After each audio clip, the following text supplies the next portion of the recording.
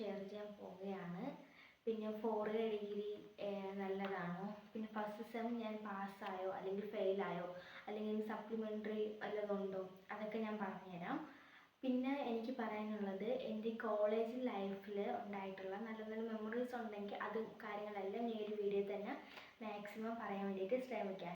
അപ്പോൾ ഫസ്റ്റ് തന്നെ ഞാൻ എൻ്റേതായിട്ടുള്ള ഒരു ക്വസ്റ്റ്യൻ തന്നെ ഞാൻ ഫസ്റ്റ് വായിക്കാം.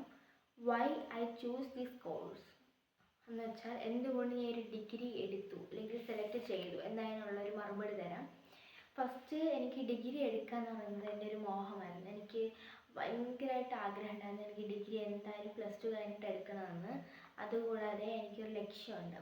അപ്പം ആ ഒരു ലക്ഷ്യം നല്ല രീതിയിൽ എനിക്ക് നിറവേറണമെങ്കിൽ എനിക്ക് ഒരു ഡിഗ്രി എന്തായാലും വേണം എന്ന് തോന്നി. അതുകൊണ്ടാണ് മെയിനായിട്ട് ഡിഗ്രിയിൽ തന്നെ ഫോക്കസ് ചെയ്യാം, ഈ ഡിഗ്രി മസ്റ്റായിട്ടും വേണം വിചാരിച്ച് ഞാൻ ഡിഗ്രി എടുത്തത് കേട്ടോ. എനിക്ക് രണ്ടാമത്തെ കാര്യം പറയാനാണെങ്കിൽ ഫസ്റ്റ് ഡേ എക്സ്പീരിയൻസ് ആണ്. കോളേജിൽ ഫസ്റ്റ് ഡേ എത്തിയപ്പോൾ ഞാൻ ആദ്യം കാലെടുത്ത് കുത്തിയപ്പോഴും എനിക്ക് പേടിയായിരുന്നു. സോ എന്തുകൊണ്ടാണെന്ന് വെച്ചാൽ നമ്മൾ +2 വരെ അല്ല, നമ്മുടെ കോളേജ് ലൈഫ് എന്ന് പറയുമ്പോൾ ഒരു വെറൈറ്റി ലൈഫ് തന്നെ ആയിരിക്കും എന്നൊരു ഓവർ തിങ്കിങ്ങിലൂടെ ഞാൻ സഞ്ചരിച്ച് കോളേജിൻ്റെ ആ ഒരു കോളേജിൽ എത്തിയിട്ടുണ്ടായിരുന്നു.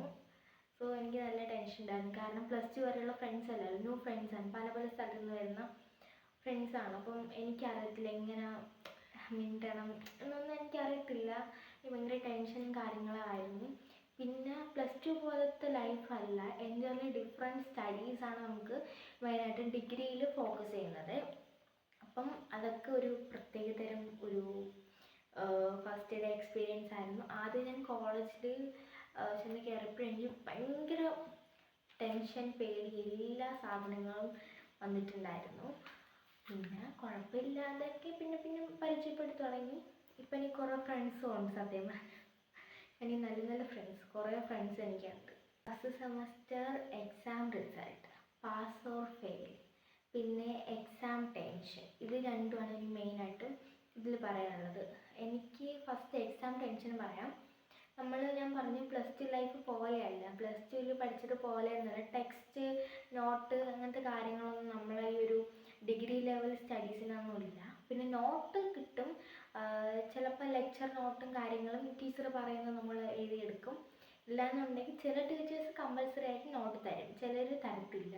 നമ്മൾ തന്നെ സിലബസ് കിട്ടിയാൽ നമ്മൾ തന്നെ നോട്ട് പ്രിപ്പയർ ചെയ്യുക, പഠിക്കുക. അതാണ് മെയിനായിട്ടും ഈ ഡിഗ്രി ലെവലിലുള്ള നോട്ട് തയ്യാറാക്കൽ, എക്സാം കാര്യം. അപ്പോൾ നമുക്ക് പൊതുവെ എന്തായാലും ടെൻഷൻ വരും, പാസ്സാവോ ഫെയിലാവോ അങ്ങനത്തെ കുറച്ച് ടെൻഷൻസും കാര്യങ്ങളും വരും.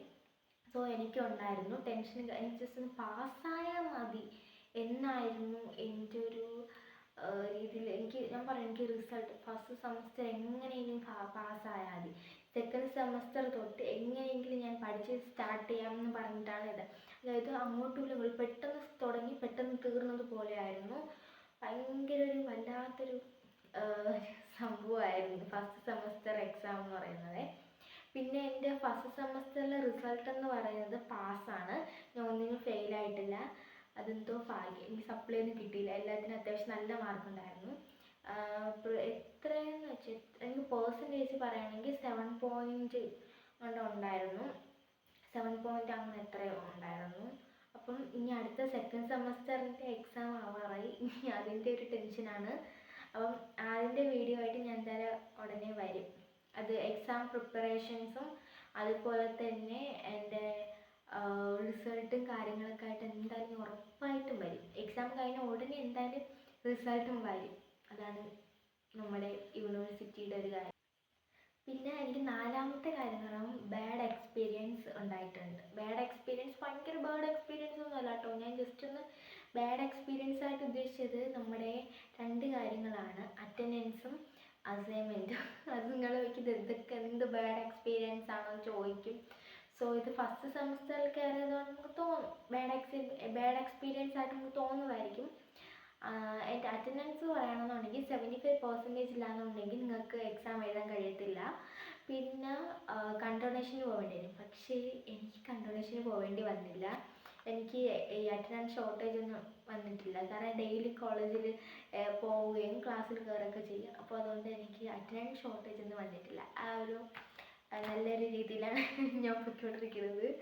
സോ പിന്നീട് അസൈൻമെൻറ്റ് പറയുകയാണെങ്കിൽ ഒരു വല്ലാത്തൊരു സംഭവമാണ് അസൈൻമെൻറ്റ്. നമുക്കിപ്പോൾ ഒരു അസൈൻമെൻറ്റ്, എനിക്കിപ്പോൾ ഇന്നൊരു അസൈൻമെൻറ്റ് കിട്ടുമെന്ന് വെച്ചോ, ഇന്ന് തന്നെ ഒരു കുപ്പിയിൽ നിന്ന് ഭൂതങ്ങൾ ഇറങ്ങി വരുന്നത് പോലെ, ഈ പ്രേതങ്ങളോ ഭൂതങ്ങളോ എന്നൊക്കെ വേണമെങ്കിൽ പറയാം, അങ്ങനെ കുപ്പിയിൽ നിന്ന് ഇറങ്ങി വരുന്നത് പോലെ അസൈൻമെൻറ്റ് പുറകെ കുറേ അങ്ങ് വരും. പിന്നെ നമുക്ക് എഴുതി തീർക്കാനും ഈ സബ്മിറ്റ് ചെയ്യാനൊക്കെ കുറച്ച് പാടായിട്ടൊക്കെ തോന്നും. അങ്ങനത്തെ കുറച്ച് ബാഡ് എക്സ്പീരിയൻസ് ഉള്ളൂ. അല്ലാതെ ഭയങ്കര ബാഡ് എക്സ്പീരിയൻസ് എനിക്ക് ഫസ്റ്റ് സെമസ്റ്ററിൽ എനിക്ക് കിട്ടിയിട്ടുണ്ടായിരുന്നില്ല. സോ ഇനി അടുത്ത സെമസ്റ്ററിൽ കിട്ടുമെങ്കിൽ പറയാം. ഇതെനിക്കൊരു ഭയങ്കര വലിയൊരു ബാഡ് എക്സ്പീരിയൻസ് ആയിട്ടൊന്നും പറയാനില്ല. ചെറുതായിട്ടൊരു ഈ അസൈൻമെൻറ്റ് കാര്യങ്ങൾ പെട്ടെന്ന് വരുമ്പോഴുള്ള ഒരു ഡിഗ്രി എന്ന് പറയുമ്പോഴേ നല്ല സ്പീഡേ പോകും. പെട്ടെന്ന് ഫസ്റ്റ് സെമസ്റ്റർ വന്നിട്ട് പെട്ടെന്ന് സെക്കൻഡ് സെമസ്റ്റർ ക്ലാസ് സ്റ്റാർട്ട് ചെയ്യും. എന്നിട്ട് സെക്കൻഡ് സെമസ്റ്ററിന് ക്ലാസ് പോലും പെട്ടെന്ന് പോകും. അതാണ് മെയിനായിട്ടും പ്രശ്നം. അല്ലാതെ വേറെ പ്രശ്നങ്ങളും എനിക്ക് ഉണ്ടായിട്ടില്ല. കോളേജിൽ കയറുമ്പോൾ നമുക്ക് മെയിനായിട്ടും വേണ്ട 3 കാര്യങ്ങൾ ഞാൻ പറഞ്ഞുതരാം. ടൈം മാനേജ്മെൻറ്റ്, അതൊന്നാമത്തെ കാര്യം. രണ്ടാമത്തേത് കോൺഫിഡൻസ്. മൂന്നാമത്തെ കാര്യം വേറൊന്നുമല്ല. മൂന്നാമത്തെ കാര്യം എന്ന് പറയുന്നത് നമ്മുടെ കമ്മ്യൂണിക്കേഷൻ സ്കിൽസാണ്. അപ്പോൾ മൂന്നാമത്തെ കാര്യം കമ്മ്യൂണിക്കേഷൻ സ്കിൽസാണ്. സത്യം പറയുകയാണെങ്കിൽ എനിക്കൊരു 3 ഇതുവരെയും കറക്റ്റ്ലി കിട്ടിയിട്ടില്ല. എന്തായാലും ഞാൻ ഈ വർഷം തന്നെ എല്ലാം സെറ്റായിട്ട് പഠിക്കും ഗൈസ്. കോൺഫിഡൻസ് എനിക്ക് അത്യാവശ്യം കിട്ടിക്കഴിഞ്ഞു. ഇനി കമ്മ്യൂണിക്കേഷൻ സ്കിൽസ് കിട്ടാണ്ട്, ടൈം മാനേജ്മെൻറ്റും കുഴപ്പമില്ലാത്ത രീതിയിൽ. അപ്പോൾ ഇത് 3ഉം കറക്റ്റ് പോകണമെന്നുണ്ടെങ്കിൽ കറക്റ്റ് റൊട്ടീൻ കൊണ്ടുപോകണം. അപ്പോൾ ആ റൊട്ടീൻ എനിക്കില്ല എന്നാണ് പറയാം. ഓക്കെ, ഇത് 3 എന്തായാലും എനിക്ക് പക്ക കോളേജ് ലൈഫ് കഴിയുമ്പോൾ കിട്ടും, ഉറപ്പാണ്. പിന്നെ 4 ഇയർ ഡിഗ്രി നല്ലതാണോ എന്ന് ചോദിച്ചാൽ ഒരു പക്ഷേ 4 ഇയർ ഡിഗ്രി നല്ലതാണ് കേട്ടോ. കാരണം നമുക്ക് 2024 അതായത് 2024 3 ഇയേഴ്സ് ഡിഗ്രി ആയിരുന്നു, 3 വർഷത്തെ ഡിഗ്രി ആയിരുന്നു. സോ അതിനെക്കാട്ടി കുറച്ചും കൂടി ഫീച്ചേഴ്സ് ഉള്ള ഡിഗ്രിയാണ് 4 ഇയർ ഡിഗ്രി. കാരണം 4ാമത്തെ വർഷം റിസർച്ചാണ് കേട്ടോ, ഹോണേഴ്സ് റിസർച്ചാണ്. സോ എന്തായാലും ബെറ്റർ ആയിരിക്കും എന്നാണ് എനിക്ക് തോന്നുന്നത്. നല്ല ഒരു എക്സ്പീരിയൻസ് ആയിരിക്കും, നല്ലൊരു സ്കിൽസും കാര്യങ്ങളൊക്കെ നമുക്ക് കിട്ടും. അതിന് നമ്മുടെ 4ാമത്തെ വർഷം പോകണമെന്നുണ്ടെങ്കിൽ തന്നെ നമുക്ക് 75%, അതായത് 3 വർഷത്തെയും ഫുൾ അറ്റൻഡൻസും ഫുൾ മാർക്കും കൂട്ടി എനിക്കല്ല എല്ലാവർക്കും, അതായത് 3 ഡിഗ്രിയുടെയും മാർക്ക് കൂട്ടി 75% ടോട്ടൽ ഉണ്ടെങ്കിൽ മാത്രമേ നമുക്ക് 4th ഇയറിലുള്ള ഡിഗ്രി ഹോണേഴ്സ് റിസർച്ചിലോട്ട് പോകാൻ പറ്റത്തുള്ളൂ. അങ്ങനെ ഒരു കാര്യം കൂടെ വന്നിട്ടുണ്ട്. വേണമെങ്കിൽ നമുക്ക് 3 ഇയേഴ്സ് ഡിഗ്രി മാത്രം മതിയെങ്കിൽ അത് വെച്ച് തന്നെ നമുക്ക് പുറത്തിറങ്ങാം, എക്സിറ്റ് ആവുന്നതാണ്. പക്ഷേ ഞാൻ 4 ഇയർ ഡിഗ്രി എടുക്കണമെന്നാണ് എൻ്റെ ആഗ്രഹം. മാക്സിമം നമ്മൾ മുന്നോട്ട് പോകുന്നതായിരിക്കും. ഓക്കെ, പിന്നെ 4 ഇയർ ഡിഗ്രി ആയിട്ട് ബേസ് ചെയ്തിട്ടുള്ളതാണ്. പിന്നെ 4 ഇയർ ഡിഗ്രി എന്ന് പറയുമ്പോൾ നല്ലൊരു ഫീച്ചേഴ്സ് അല്ലെങ്കിൽ നല്ല ഇമ്പോർട്ടൻസ് ഒക്കെ ഉള്ള ഒരു ഡിഗ്രിയാണ്. മെയിനായിട്ട് പറയുകയാണെങ്കിൽ നല്ലൊരു ഡിഗ്രി തന്നെയാണ്. പിന്നെ നിങ്ങൾക്കിപ്പോൾ ഡിഗ്രി ഒന്നും താല്പര്യമില്ല, നിങ്ങൾക്ക് വേറെ എന്തെങ്കിലോട്ട് വേറെ എന്തെങ്കിലും കാര്യത്തിന് പോകാൻ താല്പര്യമുണ്ടെങ്കിൽ നിങ്ങൾ അങ്ങനെ പോവുക.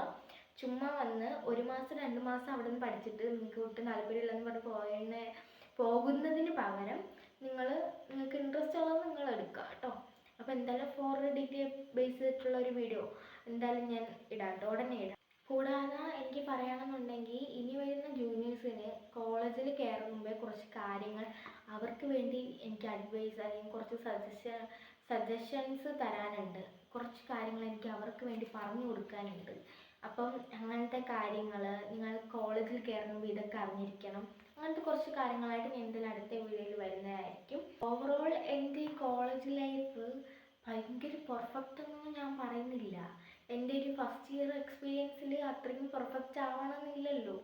സോ എനിക്ക് പറയുകയാണെന്നുണ്ടെങ്കിൽ എനിക്ക് നല്ല ഫ്രണ്ട്ഷിപ്സ്, ഗുഡ് ലെസൺസ്, മെമ്മറീസും കാര്യങ്ങളൊക്കെ കിട്ടിയിട്ടുണ്ട്. അത് കിട്ടുന്ന കാര്യങ്ങൾ കിട്ടിയിട്ടുണ്ടെന്ന് തന്നെ പറയണമല്ലോ, കിട്ടിയിട്ടുണ്ട്. സോ ഇനി അടുത്ത വർഷം അടുത്ത വർഷത്തെ പെർഫെക്റ്റ് ആണോ പെർഫെക്റ്റ് അല്ലേ എന്നൊക്കെയുള്ള കാര്യങ്ങൾ, പെർഫെക്റ്റ് ആണെങ്കിൽ പെർഫെക്റ്റ് ആണെന്ന് തന്നെ പറയും. അപ്പം അടുത്ത വർഷത്തെ ഡിഗ്രി പെർഫെക്റ്റ് ആണോ, അതായത് നല്ല ഡിഗ്രി ആണോ, അത് എനിക്ക് നല്ല എക്സ്പീരിയൻസ് ആണോ എന്നൊക്കെ ഞാൻ എന്തായാലും പറയുന്നുണ്ട്. അപ്പം ഇത്രയേ ഉള്ളൂ എൻ്റെ വീഡിയോ. അപ്പോൾ ഇഷ്ടമായിട്ടുണ്ടെങ്കിൽ നിങ്ങൾ സബ്സ്ക്രൈബ് ചെയ്യുക, ലൈക്ക് ചെയ്യുക, ഷെയർ ചെയ്യുക കേട്ടോ.